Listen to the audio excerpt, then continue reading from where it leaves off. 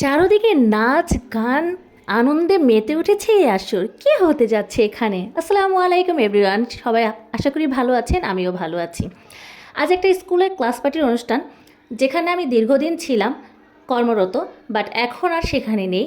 পরে এখানের বিভিন্ন কাজের সাথে আমি জড়িত আছি, কারণ ওই সময় এই প্রতিষ্ঠানে থাকার কারণে গার্ডিয়ান থেকে শুরু করে শিক্ষার্থীদের সাথে, কলিগসদের সাথে আমার এতটাই একটা ভালো সম্পর্ক যে তারা এখনও আমাকে ওইভাবেই মিস করে যেভাবে আমি স্কুলে ছিলাম। তো তারা যখনই এরকম আমাকে দেখে জড়িয়ে ধরে বলে, ম্যাম আপনি যদি আবার আসতেন, ম্যাম আপনি নেই তাই স্কুলের কোনো অনুষ্ঠানই যেন জমছে না, ম্যাম আপনি নেই তাই আমাদের ভালো লাগছে না। এই যে প্রাপ্তি, এই প্রাপ্তিটুকু আসলে একজন শিক্ষকের জন্য অনেক কিছু। যাই হোক, বরাবরের মতো এইবারও চলে আসলাম এখানে শেষ মুহূর্তে। আসার কোনো ইচ্ছেই ছিল না, তারপরও আসলাম, অ্যাটেন্ড করলাম। স্যার যেহেতু একটু রিকোয়েস্ট করছিল, তো এসে ভালোই লাগছিল কলিগসদের সাথে। বাচ্চার মতো করে আমরাও মজা করছিলাম।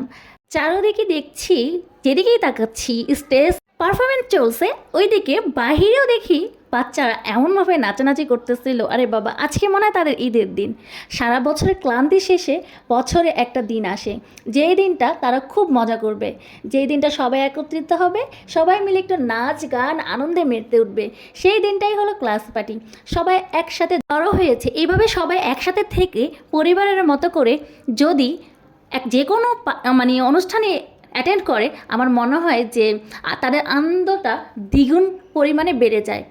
একটা প্রতিষ্ঠানে সব টিচাররা, কলিগসরা, তারপর গার্ডিয়ানরা, স্টুডেন্টরা সবাই মিলে যে বছরের পর বছর থাকতেছে, এটাতে কিন্তু একটা পরিবারের মতো বন্ধন তৈরি হয়ে গিয়েছে।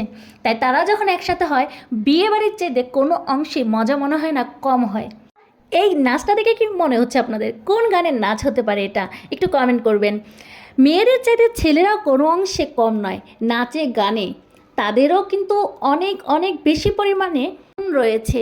পুরো স্টেজ কাঁপিয়ে দিচ্ছিল এই দুটো ছেলে। গানটা যদি আমি অ্যাড করতে পারতাম, তাহলে হয়তো বা আপনাদের আরও বেশি ভালো লাগতো। যাই হোক, এরকম নাচের পর্ব শেষে আমি একটু সবার সাথে আবার মজা করছিলাম, সবার সাথে দেখা করে নিচ্ছিলাম।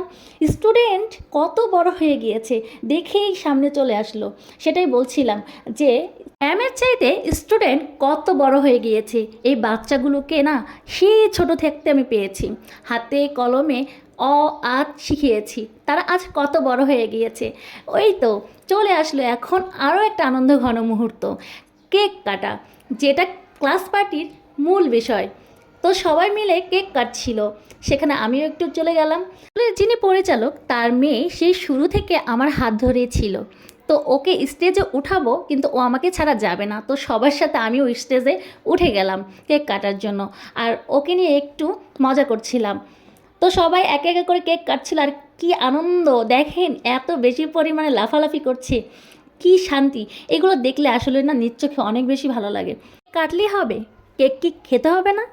তো আমার কলিগস এসে আমাকে ভালোবাসা দিয়ে খাইয়ে দিচ্ছিল, আর তার সাথে আমি একটু দুষ্টুমি করে নিচ্ছিলাম যে তোমাকে একটু ক্যামেরায় বন্দি করি, কিন্তু সে কিন্তু আসে, ক্যামেরার সামনে আসে, কিন্তু ঢং করছিল। এখন আবার আমাকে একটু খাওয়াই দিচ্ছিল। কি ভালোবাসা! সবার এত এত ভালোবাসা কোথায় রাখি। আমাকে আবার একটু ডাকছিল যে আসেন আমরা একসাথে কেক কাটি। আবার যেহেতু ক্লাস ওয়াইজ কেক কাটা হচ্ছিল, তো ওর ক্লাসের কেক পরে কাটা হয়েছে, আর একটা স্পেশাল গিফট ছিল, যার কারণে ওটা পরে কাটা হয়েছে। তো সেইখানে গিয়ে ওর সাথে কেক কাটলাম। তারপর দেখি রং খেলাখেলি হচ্ছে, আবিরে যেন ঢেকে গিয়েছে বাচ্চাদের মুখ। এই গার্ডিয়ানরা কি মেতে উঠেছে, কি আনন্দ সবার মুখে। এই হাসি দেখলে কার না ভালো লাগে? এই সময়গুলা কি আসলে ভোলা যায়? তারপর স্কুলে সবাই চলে গেল বাচ্চাদের খাবার দেওয়ার জন্য। দীর্ঘ সময় তারা অপেক্ষা করেছে, এখন আসলো খাবারের পালা। তো ওদের ক্লাস টিচার ওদের ডেকে ডেকে খাবার দিচ্ছিল, আমি একটু মজা করছিলাম।